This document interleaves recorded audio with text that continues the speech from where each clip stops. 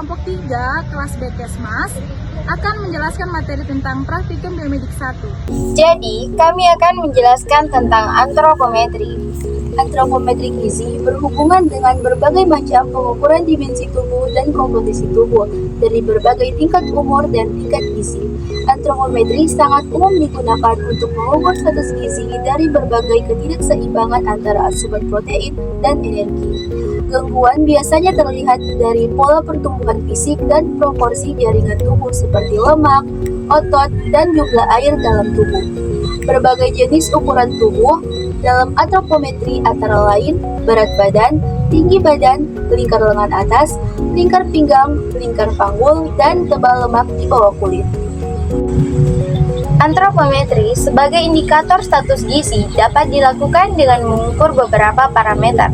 Parameter adalah ukuran tunggal dari tubuh manusia antara lain umur, berat badan, tinggi badan, lingkar lengan atas, lingkar pinggang dan panggul, tebal lemak di bawah kulit.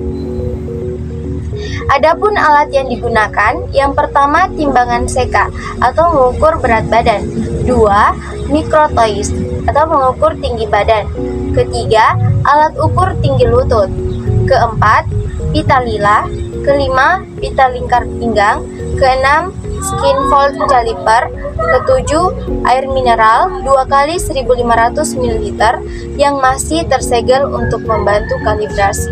Di sini kami akan menjelaskan penilaian status gizi dengan menggunakan metode biokimia. Pemeriksaan secara biokimia dapat dilakukan dengan berbagai metode, salah satunya adalah menggunakan sampel darah perifer. Pemeriksaan ini dapat dilakukan secara mandiri oleh pasien atau biasa disebut juga dengan self monitoring. Selain itu, kelebihan dari metode ini adalah dapat dengan cepat mengetahui hasil tes biokimia yang dilakukan. Nah, pada percobaan kedua, penilaian status gizi metode biokimia, kita harus mampu menganalisis, menilai, dan menyimpulkan hasil pengukuran biokimia, kadar gula darah, kolesterol, asam urat, dan hemoglobin dengan tepat. Nah, kadar asam urat normal dalam darah untuk orang dewasa, untuk pria itu normalnya 3,4 sampai 7,0 mg per desiliter. Nah, untuk wanita normalnya itu 2,4 sampai 6,0 mg per desiliter. Nah, kemudian untuk glukosa darah dibedakan menjadi dua. Yang pertama ada GDP, yang kedua ada GDS. Nah, kemudian untuk GDP itu normalnya kurang dari 126 mg per desiliter. Kemudian untuk GDS itu normalnya kurang dari 200 mg per desiliter. Nah, selanjutnya adalah kolesterol. Kolesterol ini senyawa lemak yang dimiliki oleh tubuh dan juga dapat berasal dari makanan. Nah, namun jika terlalu tinggi, kadar kolesterol ini dapat menyebabkan penyakit seperti jantung dan juga stroke. Nah, kadar normal dari kolesterol itu adalah kurang dari 200 mg per desiliter. Lalu selanjutnya ada hemoglobin. Hemoglobin ini adalah protein yang terdapat dalam sel darah merah. Nah, kadar normal dari hemoglobin ini adalah yang pertama pada perempuan dia 12 gram per desiliter, lalu pada ibu hamil 11 gram per desiliter, pada remaja 12 gram per desiliter, dan pada laki-laki dia 13 gram per desiliter. Nah, kemudian untuk alat dan bahan yang digunakan pada saat praktikum 2 penilaian gizi metode biokimia adalah yang pertama ada auto check atau multi check, kemudian yang kedua ada HB meter, kemudian yang ketiga strips, yang keempat ada chip. Lalu yang kelima ada baterai, yang keenam ada pen lancet, yang ketujuh ada lancet, dan yang terakhir ada alkohol swab. Dan berikut ini adalah prosedur praktikum penilaian status gizi dengan menggunakan metode biokimia. Percobaan 3 yaitu pemeriksaan fisik klinis pada gizi kurang dan gizi lebih. Pemeriksaan fisik dan klinis adalah pemeriksaan kondisi fisik seseorang untuk menemukan tanda dan gejala klinis kekurangan gizi dan penyakit. Hasil pemeriksaannya dicatat dalam catatan medis. Pemeriksaan gizi klinis dilakukan melalui kuesioner Patients Generated Subjective Global Assessment atau yang biasa disingkat dengan PGSGA. Pemeriksaan PGSA merupakan salah satu instrumen untuk mengidentifikasi malnutrisi pada pasien. Pemeriksaan PGSA terdiri dari beberapa komponen, yaitu pemeriksaan berat badan, asupan gizi, gejala, aktivitas dan fungsi, penyakit pada pasien, dan pemeriksaan self metabolik. Pemeriksaan tekanan darah juga merupakan pemeriksaan fisik klinis yang diukur menggunakan spiganometer.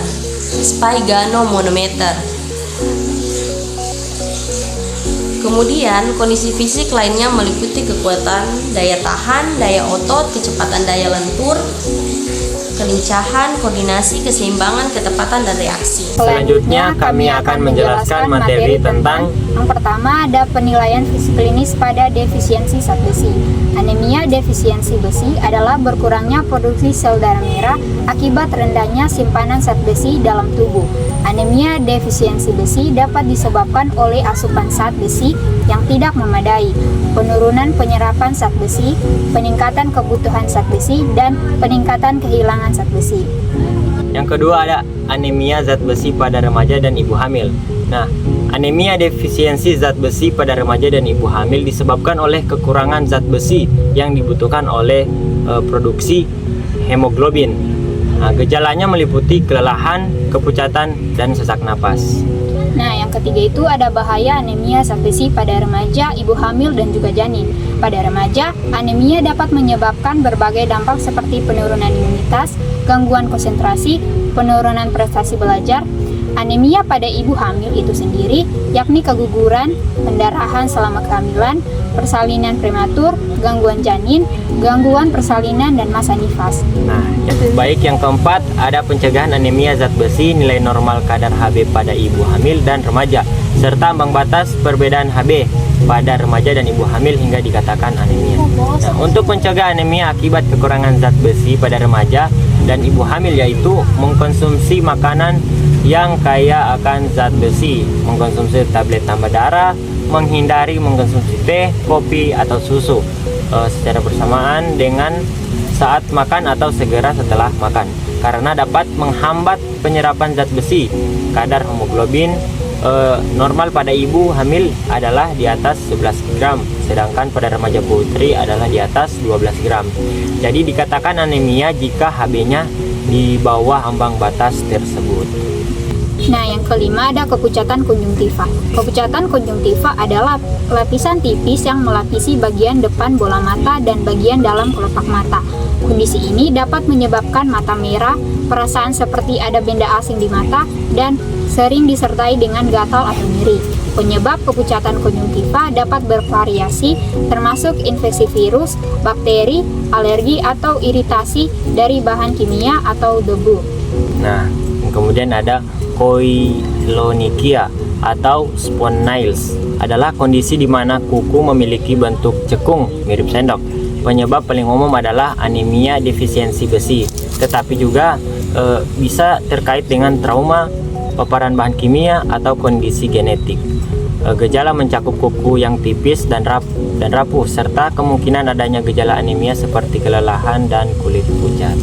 Pencegahan meliputi konsumsi makanan kaya akan zat besi seperti daging merah atau sayuran, serta menghindari trauma pada kuku. Pengobatan berfokus pada penanganan penyebab yang mendasari koilonychia.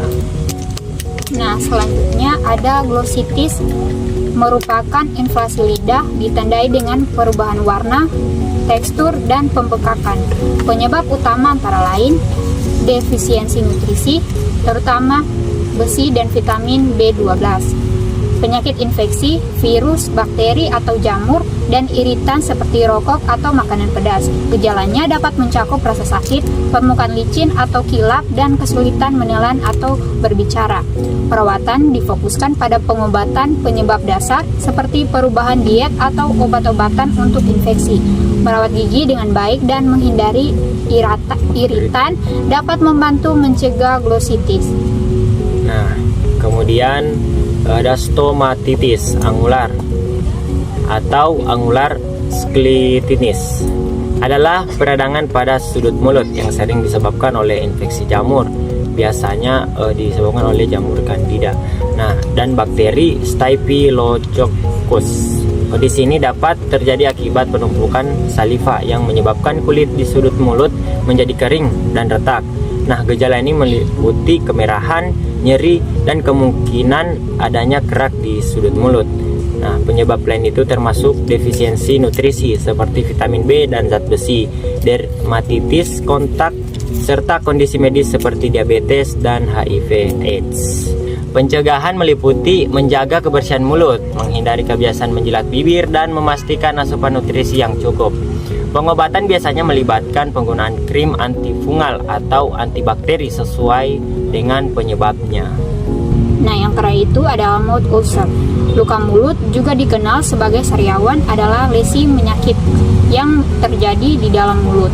Penyebab pastinya tidak diketahui, tetapi beberapa faktor dapat memicunya, termasuk stres dan perubahan hormon, cedera akibat menggigit pipi atau alat gigi, makanan tertentu seperti coklat atau buah sitrus, pasta gigi yang mengandung sodium lauryl sulfat, defisiensi nutrisi terutama vitamin B12 dan zat besi. Sebagian besar luka mulut sembuh dengan sendirinya dalam waktu 1 hingga 2 minggu. Opsi perawatan termasuk gel, pereda, nyeri, berkumur dengan air garam, dan menghindari iritan. Konsultasikan dengan dokter jika luka mulut bertahan lama atau sangat parah. Oke, baik. Kami akan menjelaskan materi mengenai pemeriksaan golongan darah. Nah, yang pertama yang perlu kita ketahui yaitu apa sih darah itu? Nah, darah sendiri merupakan cairan tubuh yang berwarna merah dan terdapat di dalam sistem peredaran darah tertutup dan sangat penting untuk keberlangsungan hidup manusia. Darah sendiri berfungsi untuk memasukkan oksigen dan bahan makanan ke seluruh tubuh serta mengambil karbon dioksida dan metabolik dari jaringan. Mengetahui golongan darah seseorang sangat penting diketahui untuk kepentingan medis, yaitu salah satunya untuk transfusi. Nah, golongan darah merupakan sistem pengelompokan darah yang didasarkan pada jenis antigen yang dimilikinya. Setidaknya ada 48 jenis antigen yang menjadi dasar dalam pengelompokan darah. Nah, tetapi yang paling umum digunakan adalah sistem penggolongan darah ABO, pembagian golongan darah. Sistem ABO didasarkan pada adanya perbedaan antigen dan antibodi. Terus, yang terkandung dalam darah. Nah, secara umum darah memiliki 4 golongan, yaitu golongan darah A, di mana golongan darah A mempunyai antigen A dan anti-min B. Terus, golongan darah B yaitu golongan darah yang memiliki antigen B dan anti-min A. Terus, golongan darah O, golongan darah yang memiliki antibodi tetapi tidak memiliki antigen, dan golongan darah AB yaitu golongan darah yang memiliki antigen tetapi tidak memiliki antibodi. Pemeriksaan golongan darah ABO dilakukan untuk menentukan jenis golongan darah pada manusia. Nah, penentuan golongan darah ABO pada umumnya dengan menggunakan metode slide. Nah, metode slide merupakan salah satu metode yang sederhana, cepat, dan mudah untuk pemeriksaan golongan darah. Pemeriksaan golongan darah untuk mendeteksi keberadaan antigen di permukaan membran sel darah merah dengan cara mereaksikan darah manusia dengan antisera A dan antisera B. Selanjutnya, pemeriksaan golongan darah ABO dilakukan untuk menentukan jenis golongan darah pada manusia. Penentuan golongan darah ABO pada umumnya dengan menggunakan metode slide. Metode ini didasarkan pada prinsip reaksi antara antigen pada permukaan eritrosit dengan aglutinin yang terdapat dalam serum atau plasma yang membentuk aglutinasi atau gumpalan. Metode slide merupakan salah satu metode yang sederhana, cepat, mudah untuk pemeriksaan golongan darah. Pemeriksaan golongan darah sistem ABO menggunakan reagen antisera. Pada prinsipnya, pemeriksaan golongan darah yaitu antigen yang direaksikan dengan antibodi yang sama, maka akan terbentuk aglutinasi. Di dalam serum terdapat antibodi karena antibodi golongan darah merupakan protein globulin yang bertanggung jawab sebagai komponen kekebalan tubuh alamiah. Golongan darah ABO pada manusia ditentukan berdasarkan jenis antigen dan antibodi yang terkandung di dalam darah, yaitu golongan darah A memiliki sel darah dengan antigen A di permukaan eritrositnya dan menghasilkan antibodi terhadap antigen B dalam serum darahnya. Golongan darah B memiliki antigen B di permukaan eritrositnya dan menghasilkan antibodi terhadap antigen A dalam serum darahnya. golongan darah AB memiliki sel darah merah dengan antigen A dan B di permukaan eritrositnya serta tidak menghasilkan antibodi terhadap antigen A dan antigen B di serum darahnya. Sedangkan golongan darah O memiliki sel darah tanpa antigen, tetapi memproduksi antibodi terhadap antigen A dan B dalam serum darahnya. Nah, adapun metodologi praktikum, yang pertama adalah alat dan bahan. Alat yang pertama adalah mikroskop, terus yang kedua tusuk gigi, ketiga pinset, keempat pensil, kelima jarum steril, yang keenam gelas objek. Nah, selanjutnya adalah bahan. Bahannya adalah serum A dan B, yang kedua alkohol 70%, ketiga kapas, yang keempat darah segar manusia. Oke, kita lanjut ke prosedur kerja. Nah, yang pertama yaitu siapkan semua alat dan bahan. Dan selanjutnya atau yang kedua yaitu desinfeksasi lokasi jari yang akan ditusuk dengan kapas alkohol 70%. Nah, yang ketiga yaitu tusuk dengan lancet. Darah pertama yang keluar dibersihkan dengan tisu kering. Nah, yang keempat, darah yang keluar lagi diteteskan ke atas objek gelas dengan 4 tempat masing-masing. Tempat ditetesi dengan antisera A, antisera B, antisera AB, dan antisera D atau resus. Nah, terus yang kelima yaitu kemudian masing-masing diaduk hingga rata atau homogen. Nah, yang keenam, amati terjadinya aglutinasi A, B, dan AB. Nah, di sini saya akan menjelaskan golongan darah A, yaitu hasilnya positif, negatif, positif. Nah, golongan darah B, negatif, positif, positif. Nah, golongan darah AB, positif, positif, positif. Dan yang terakhir, golongan darah O, yaitu negatif, negatif, negatif. Nah, keterangannya yaitu positif merupakan adanya aglutinasi. Nah, aglutinasi sendiri yaitu penggumpalan. Nah, terus yang negatif itu merupakan tidak ada aglutinasi, yaitu darahnya tercampur. Seperti itu. Itulah penjelasan materi dari kelompok kami. Semoga dapat bermanfaat bagi kita semua. Assalamualaikum warahmatullahi wabarakatuh. Bye-bye.